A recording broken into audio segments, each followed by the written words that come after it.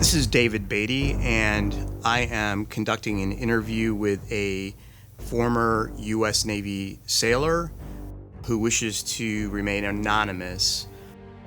He was a witness to the Nimitz UFO event, and he was stationed on the USS Princeton in 2004.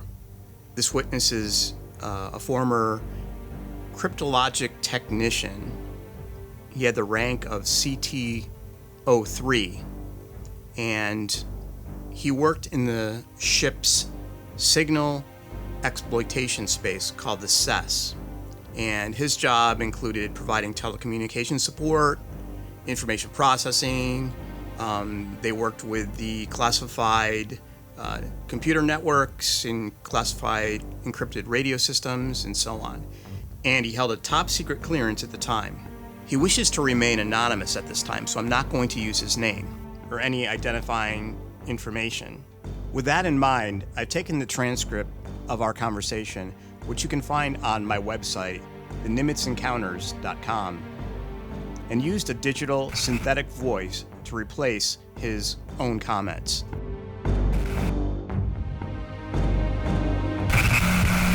I appreciate you speaking with me. You know, Jason Turner has taken a lot of flack about what he says he saw in SAS with the longer video and everything. And I appreciate you talking to me because I understand that you worked in that classified space in the same place where Jason Turner saw his video. And I know that pretty much everything in there is top secret and so on. So I'm not interested in anything classified, just about the Tic Tac UAP event and anything you remember. Aside from what you see in my YouTube film, I had someone else say that there was a briefing for the higher-ups after the whole thing back at the Navy base at a place called Sims Hall at the Navy Anti-Submarine Warfare Base. This whole event was also discussed in that briefing.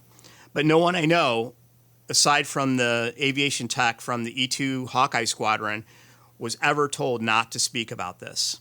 My knowledge of the event starts and stops out on the training workup. I don't doubt there had been a briefing on it later, somewhere. But I never knew about, nor am I aware that anyone in my immediate chain of command was privy to it.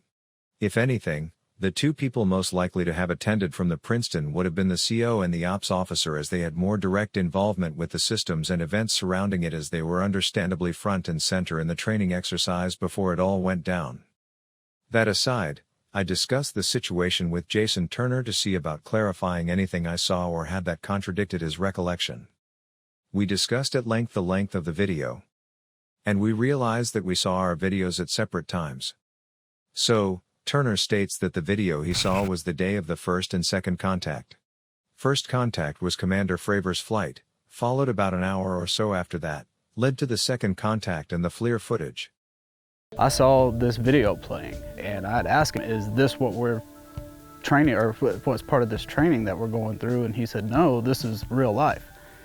And when I saw it, it was a very clear image, a very clear video. The video I saw was after the encounters, and the briefing on the Nimitz. My shifts were all late night if I'm remembering correctly. But it's surprisingly difficult to recall the time of day when you're inside a ship 24/7. Turner saw the video on an unclassified computer, and believed there to be about 7 minutes of video. I saw the video that you see online now, without all the editing. It ran somewhere between 1:15 and 2 minutes. My video was better clarity, but that's not as impactful as some would hope, because it was still a rough-looking image even then. FLIR imaging is more for helping glean identifying structures for more information and less for actual visuals. Case in point, thrusters, angles of exhaust, things you can't see with the eye, but cause a temperature difference. You're not going to get hyper-defined shapes and angles even at its best. And definitely not from 20+ miles out. Anyway, I firmly believe that Turner's video could have been 7 minutes long. I highly doubt that the aircraft intercepted this thing and snapped only 1 to 2 minutes of footage. There's no way. There isn't a video capture operation on the planet that starts recording during and stops during an event, unless someone forgot or was under extreme duress. Your interviews didn't start halfway through a sentence and stop during a question. The flight recording wouldn't start after contact and stop during contact. Not a chance. There's some conjecture that the minute 16 long version of the FLIR video was the same one on the SIPRnet, and the ship's email compressed down to a real small size, and then that's what was shared around the ships. You know, maybe a 640 by 480 resolution version existed from the Civic on Nimitz, and that was also the same but a bigger file. But it's my understanding there is no way a real-time video feed was possible in 2004 from the jet, only from a LAMPS Hilo FLIR. I think that the helicopters had a way of feeding video live back to the Princeton, but not over a link from the fighters. Is that your understanding? Yes, I agree it wasn't a live feed. That's not how those work. They record to hardware that it is taken off the jet post-mission. The pilot does see it though. Lieutenant Chad Underwood has said, he filmed it, he was the wizzo, that it recorded all of it. He said, fights on, tapes on, that's the thing. The 8mm videotapes on those jets have dual recorders and like 90 plus minutes recording times. So maybe the Civic on Nimitz made a little edited part of it.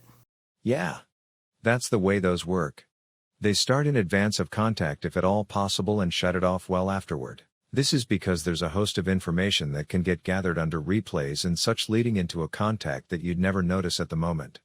Plus workload, you don't want to have to remember to hit record in the heat of battle. You get those things going way before that. And they want to see the radar and the visual. They can switch between all the DDIs, the displays, the multiple displays in the cockpit, both front and rear seats, and the radar display. Plus they had a HUD camera, and I'm surprised he didn't switch to one of those. Roger, ball. I've said it the whole time that there was a longer video, but David Fravor said there was no longer video, ever. But we know there was one at one time if we listen to Chad Underwood. In the commander's defense, he might honestly never have known of a longer version. Or never remember one. Do you know who copied it? The guy that leaked it? Was he Nimitz or Princeton? The guy that leaked it in 2007, he said he copied it and burned it to a USB stick or a CD from SIPRnet.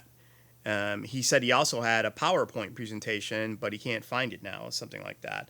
This was from the user, The Final Theory, on the website Above Top Secret. That was the one that first released the FLIR video publicly. I recall he said he worked in the Civic on Nimitz, and it was first released on a website called strangeland.com around 2007, according to Commander Fravor. It was also on youtube.com. It was also left on a German website called Vision Unlimited. And that site is sort of for student filmmakers doing digital effects and so on. So people have often said that, oh, well, it's a fake because it was on this site. But actually, I think that it was placed there just simply because it was a secure place that they could hide it. And that's the place that it was linked into Above Top Secret. So the links to the YouTube video and the strangeland.com are MIA.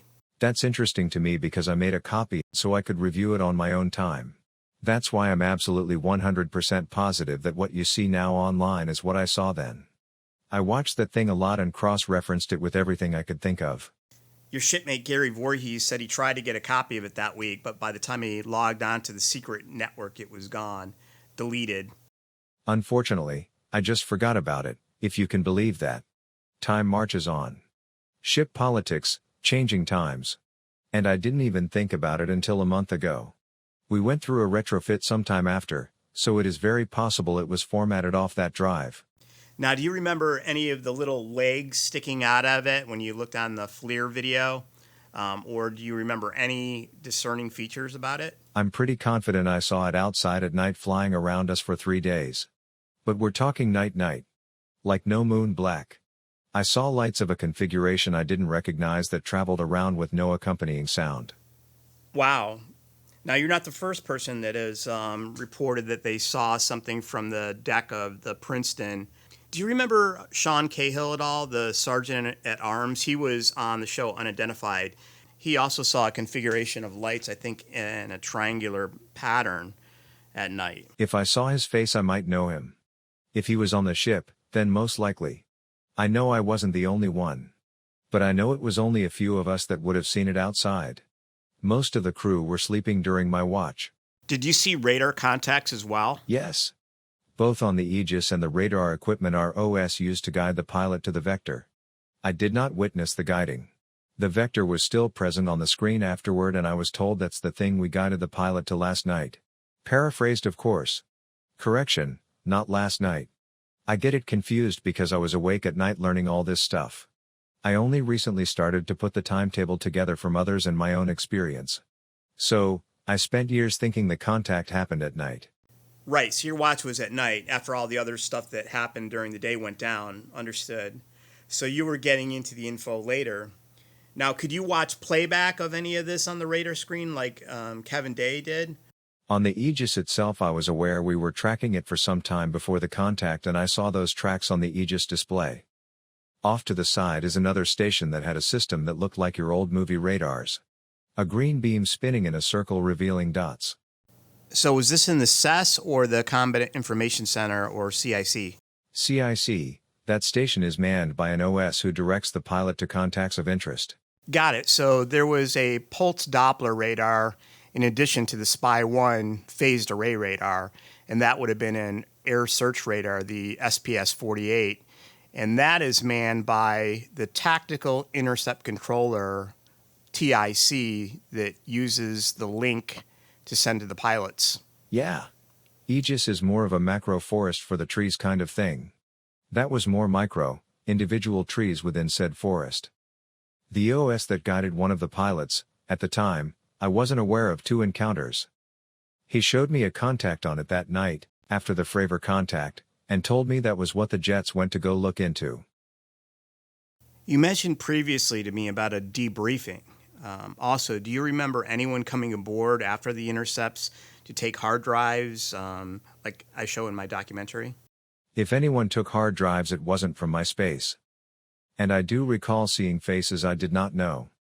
However, there was a SEAL team within the battle group during training, due to an unannounced visit by then President Bush to Mexico, and we were the closest launching platform in the event of an emergency egress. If it did happen, as they say, the hard drive thing, it was probably during the day right after the intercepts, on the same day. Yeah, it's possible I was asleep. One significant thing that happened in 2020 is that the DoD confirmed that the FLIR is real, and they show objects that are unidentified. Researcher John Greenwald's The Black Vault site has posted responses about the videos and the UAP task force from the Pentagon. Here's the link to the DoD website with the video release. Does it look like the object you saw from the deck? The FLIR video I saw was definitely bigger. Not by much. The clarity was better, as I could easily make out all of the instrument readings on the display when I viewed it. Also, what I saw topside was much closer. It had running lights in a triangular pattern that made me originally think it was our aircraft. But it did not make any sound that I could hear above the ship. And you can absolutely hear those aircraft above the ship's operational noise. I saw it for 3 nights in a row. Just meandering in the sky and moving around in a manner that wasn't consistent with any aircraft I could think of. More like a helicopter. But just with no discernible sound. It sounds like you got a much closer view than the other people on Princeton. After thinking about it after all these years, do you lean towards some top secret craft, a test or something more unknown? I am leaning pretty heavy towards it being a test platform from the US of some kind. Of course, there is always the possibility that it could be extraterrestrial. But if that were the case, you would be looking at a pretty binary conclusion. And I am someone who prefers to do a lot of comparisons, cross-checking, and analytical work. There are just a lot of very interesting inconsistencies in areas of the event. Specific parts of it do not match. But what does match leave many with zero doubt that it is extraterrestrial, and that is far, far too convenient. I've never heard or read anything about this that leads me to believe 100% that it was ET. But just what it is, I'm clueless. The idea of people taking data and telling people to be quiet in some cases screams of a test of some sort. The sort of EW projects, spoofing radar and deploying drones to draw fighters, it all seems like a good decoy system. People point out the non-Newtonian reactionless propulsion, but we don't have hard evidence of that, just witness testimony in their memory. Did it break the laws of physics? UFOs make a good cover story for advanced military tech. Another thing to remember is that many people said the same thing about aerial objects defying laws of physics when stealth technology was showcased and unveiled. The SR-71 Blackbird was impossible, and now people look back on it and go, well, of course it wasn't a UFO. Like they knew all along. Of course, but military tech is like 20 to 30 years ahead of civilian tech, right? Sort of.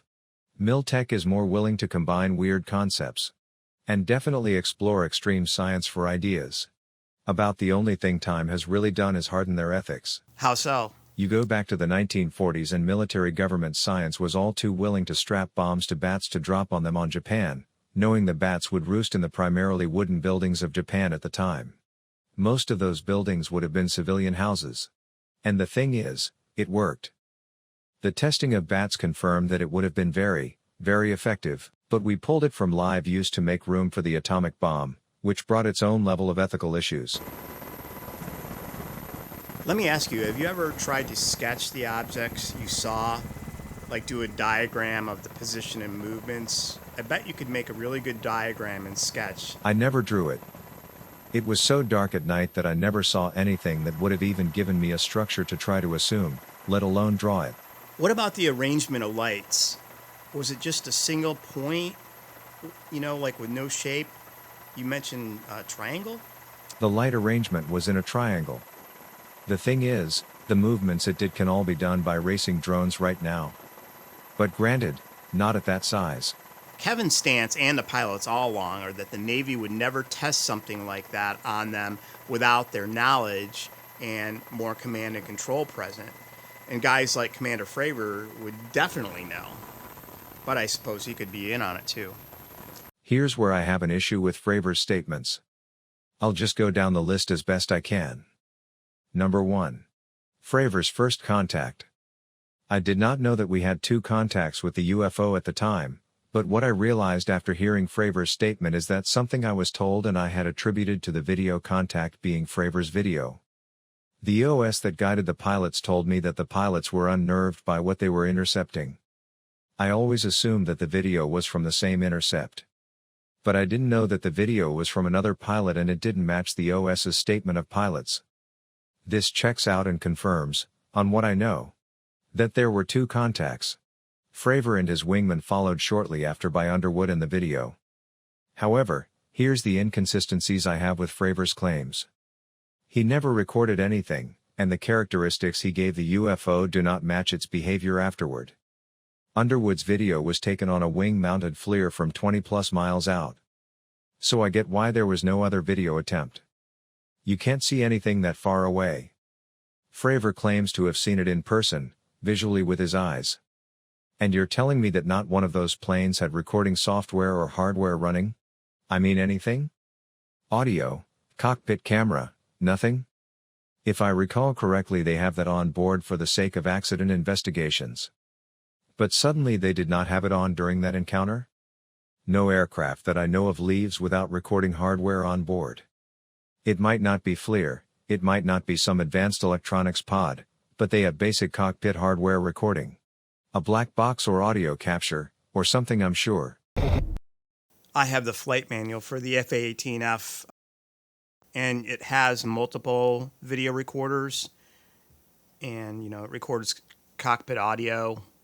It can be turned on from the front seat or the Wizzo's back seat. It's called the CVRS, or Cockpit Video Recording System. It's part of the plane. It's not something that you take out. Exactly. And not one was turned on during this? I contacted another fighter pilot, Vincent Aiello from fighterpilotpodcast.com, and he concurred that they should have been recording. He said that it's standard operating procedure to record from the very beginning, as soon as they're airborne. So can we conclude that 2 jets that saw it messed up and forgot to record? And the one that had it on radar and FLIR also forgot to record most of the entire intercept. I mean, I guess he said that he did now, but we just don't have it. So, what does this mean? It means Fravor's claims to its behavior during that contact can only be confirmed from Fravor. That's all we've got to go on. Fravor also bailed on your documentary and then suddenly started popping up on more well-known media outlets to tell his story. And as Wizzo, who has not spoken, the wing women did see it and Commander Jim Slate, but not as close. So, First Contact has only eyewitness testimony to behavior and characteristics, and not a single pilot was utilizing cockpit recording hardware before or during. Number 2, pilots claiming video length. No one in the history of video recording has ever started recording after an event started unless it is unexpected or a surprise. Movie producers roll cameras ahead of the actual scene and trim down. Interviewers roll camera and audio capture ahead of time and trim down. The military begins recording ahead of time and well after the event so things can be reviewed later. I do not buy into the narrative that a pilot loads a FLIR with the express intent to find and identify an unknown vector and records only 1 minute and 15 seconds of video. Chad Underwood concurs with that, I think. He said he recorded the whole thing. Number 3, Fravor's statement of no cover-up. Fravor claims that there was no NDA signed. People just stopped talking about it, and that was that. No suits arrived. I recall faces I did not recognize arriving on my ship and then being told within the same day that I was not to discuss what happened. A bosun's mate on watch had recorded the event with the UFO in his watch log on the bridge. He was relieved by an officer early. He told me the next day that his watch log was rewritten with any mention of the UFO gone and signed in his name. But none of it was his handwriting. And the biggest thing I have on Fravor. The thing I don't understand. During the debriefing that was given, everyone was told that the official statement was falling ice refracting on the Aegis and causing the ghost tracks. The email message I got with the video that I saw said that the official statement was falling ice. And if asked, that was what we were to tell people. But then this is what was really going on in the FLIR video attachment. Why have none of the pilots mentioned falling ice? Even if just to make light of the attempted cover-up. Falling ice was the Nimitz's upper chain's idea. As far as I'm aware, of course. Now, Kevin Day told me from the very beginning that Captain Red Smith had told him that he thought it was spontaneously forming ice crystals. I think Kevin laughed. Do you think that the Nimitz had that too from the admiral or from their captain? There was a debriefing involving the Princeton's ops officer and my division's LCPO and CWO, who left to go to the Nimitz to discuss the event the next day. When they returned, we were told that one of the upper officers of the Nimitz, I can't recall if it was the captain or admiral, said it was falling ice, to which the air boss replied, "With all due respect, sir, falling ice does not turn 90 degrees and accelerate to 600 miles per hour. But the point I'm trying to get across here is that there was a debriefing on the Nimitz, with a cover story, and Fravor mentions nothing. And you're going to tell me that the commanding officer of the Black Aces wasn't involved in that debriefing?" Of course he was. It sounds like a cover story of a bad cover story to me. Exactly. Now to my other point. In your typical government cover-up, you get excuses. You get falling ice thrown around. What you don't get is any information in the cover-up without some extreme teeth-pulling. Or some unknown source.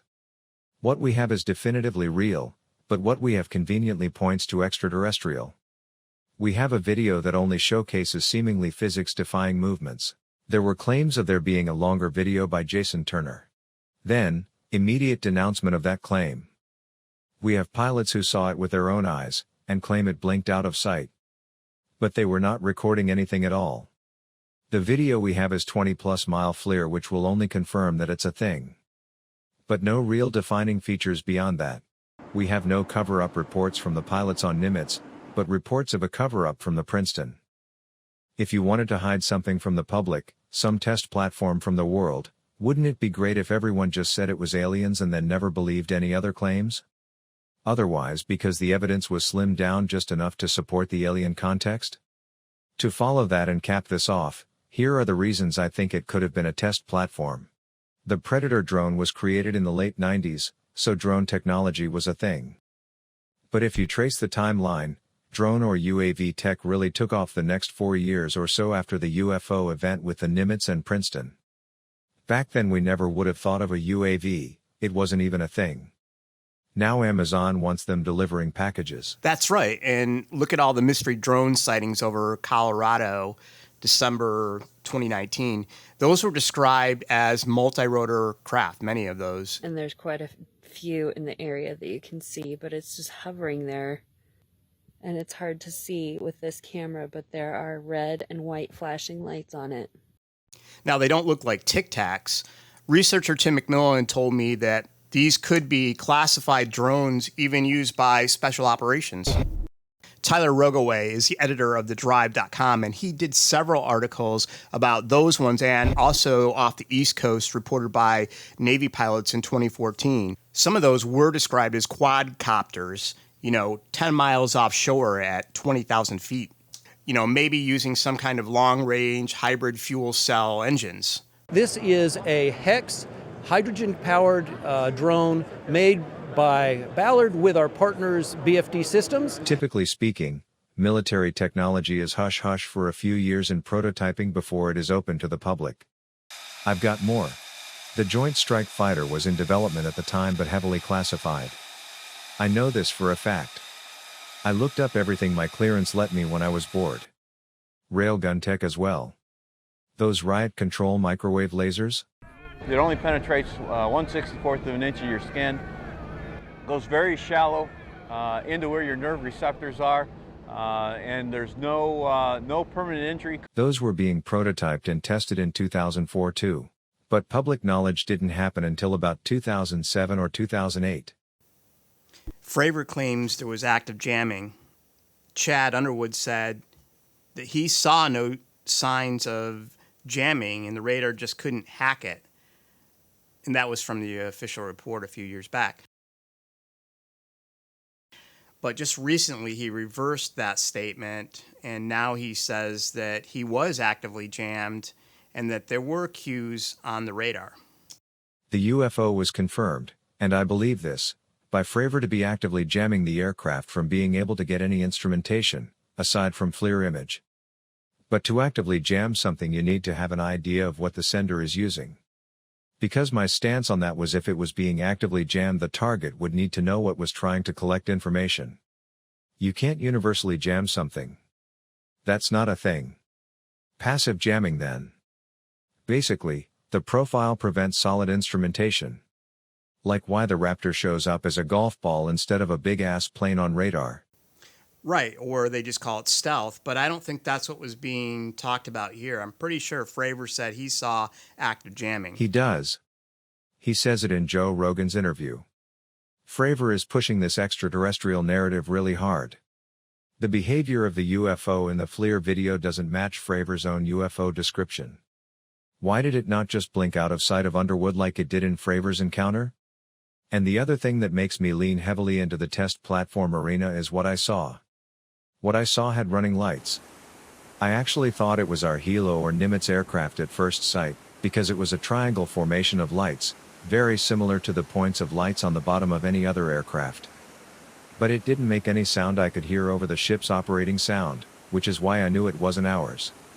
I've heard our aircraft and Hilos over the sound of the ship. Not hard at all. So how far away was it from you? Like, how far away would something be that you can't hear, like a Hilo? I can't tell you an exact range, but I can tell you that with how clearly I saw those lights, if it was any of those things, I'd have heard it. What if it was a Predator drone? Do you think that profile would fit it? I'd imagine a Predator would be much quieter and it could have had the lights in the configuration I saw. But the lights were different colors. Similar to what you see on aircraft. And it was moving in a way that really wouldn't be possible for something with forward propulsion like an aircraft. Like its turns were not banking. It was sliding, or at least gave me the appearance of it, like how commercial drones can do now, where they go lateral and back forth. What type of propulsion can do that, what you personally saw? Well, right now, rotors. Clean movement, lateral shifts, a gliding motion. The UAVs nowadays utilize 4 rotors to pull off much of that. So like a multi-rotor aircraft, maybe electric power or even nuclear power. Yeah, rotor would do it. But the thing that stuck out was the lack of sound. I know they were actively prototyping the JSF and one of the variants was VTOL. They were having difficulty with the VTOL, and they also wanted stealth capabilities of some degree on the aircraft.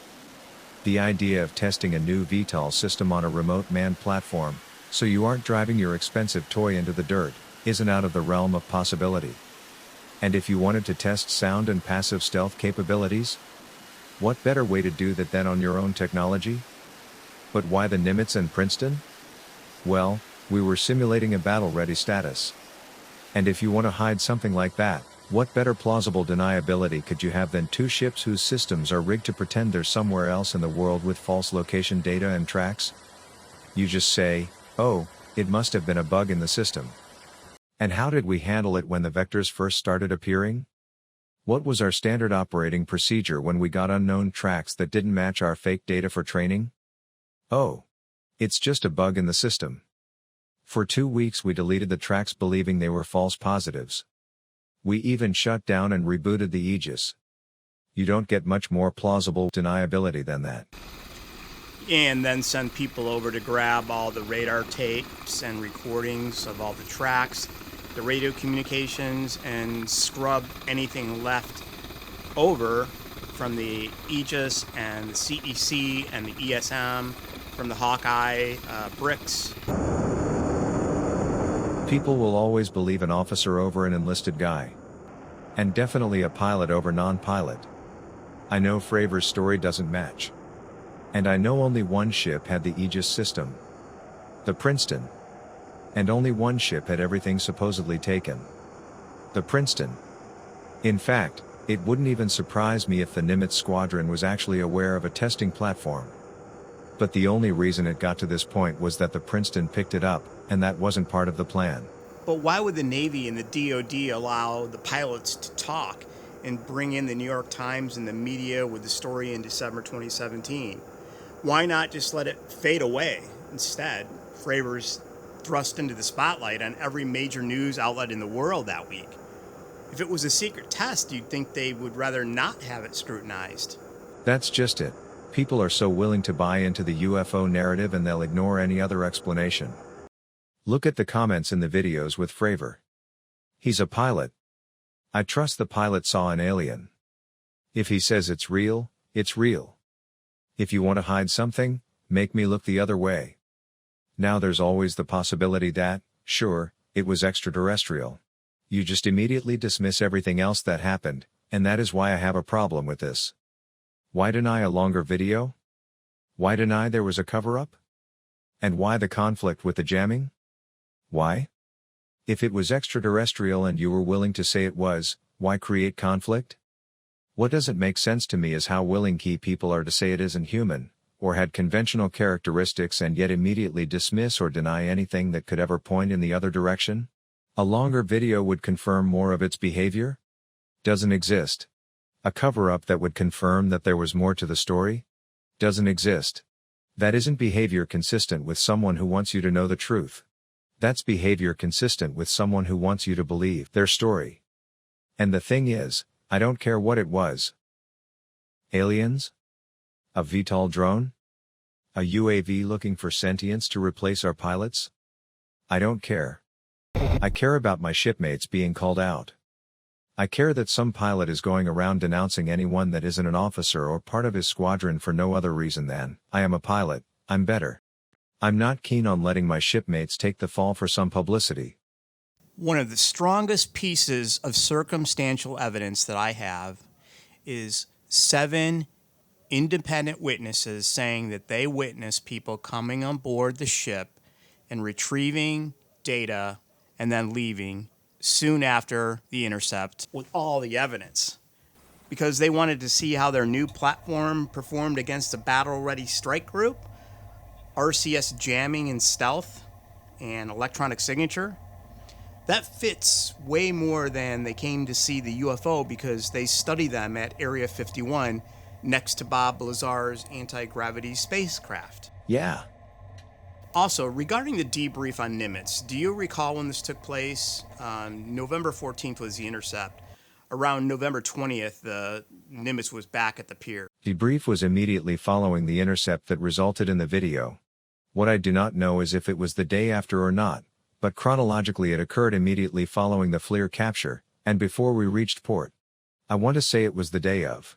Because, I recall seeing the unidentifiable aerial object for 3 nights in a row. And I recall those sightings occurred with the knowledge that I knew what I was looking at. In that, I looked up and told myself, that's probably that thing. If I could get just a little more detail, I probably could animate it with your help and adjust it. Unfortunately, I could not give you anything besides the configuration of the lights. It was so dark those nights that I couldn't see any structure at all. Now here's something else I wanted to clear up. Another shipmate of yours, he would have been, I guess, a Cryptological Technician technical EW guy in the Princeton CIC. He talked to me about the SSES, the space you worked in. He said like only about 10 people in the entire ship could go in there, and that he took issue that Jason Turner, would have had permission to enter that space. Did you know Jason or have any reason to doubt his story about being in SSES? Jason said he could go in there to deliver parts for computers from the ship store. Yeah, correct. He had the clearance to enter on a case-by-case basis. Standards procedure was to black out the monitors in the room for those without need to know. However, in his statement and after speaking with him, he says he saw the video on our unclassified computer, which would not have been blacked out. I don't have reason to doubt what he claims, but I also don't have enough information to completely confirm it word for word. I don't know why someone would leave the video up on an unclassified computer, or who it could have been that gave him access, as he did not have the code to enter, so he would have had to have one of us open the space for him. One of the things critics always bring up are the 24,000 mile an hour tracks that Kevin saw on the Aegis Spy 1. Kevin has never wavered on his claim that these objects went down in 0.78 seconds from 28,000 feet to 50 feet. But there is no tangible proof of that, only his witness statement, only after he saw the playback the next day. People are acting like the Aegis is infallible. There's a reason procedures exist to correct ghost tracks. The Aegis makes mistakes. When I spoke to the CIC officer on watch and learned of the tracking, I was told simply that it was seen in several locations on the system. The distance and time of appearance from track to track suggest it would have to be moving far faster than anything, or an exercise was simulating, or anything conventional that we could assume. The comments from Kevin Day are that they had multiple tracks days before the intercept, and that sometimes they'd show up in groups of 5 to 10 in a formation going south. But other accounts, like the pilots, say there was only 1 or 2 objects ever spotted, including the day of the intercept. Definitely cannot vouch for that statement. I never heard anything about multiples. Only multiples in reference to ghost track keeps appearing multiple times. Every single person I spoke to that was involved to some degree only referred to it as a singular. That includes my LCPO and Devo. I saw the Aegis display and the track in question. It was only 1 track pointed out to me. The rest I assumed were tracks for the exercise. Had there been more than 1 concurrent suspicious track, I would have been told, look at all of these tracks, not just this one.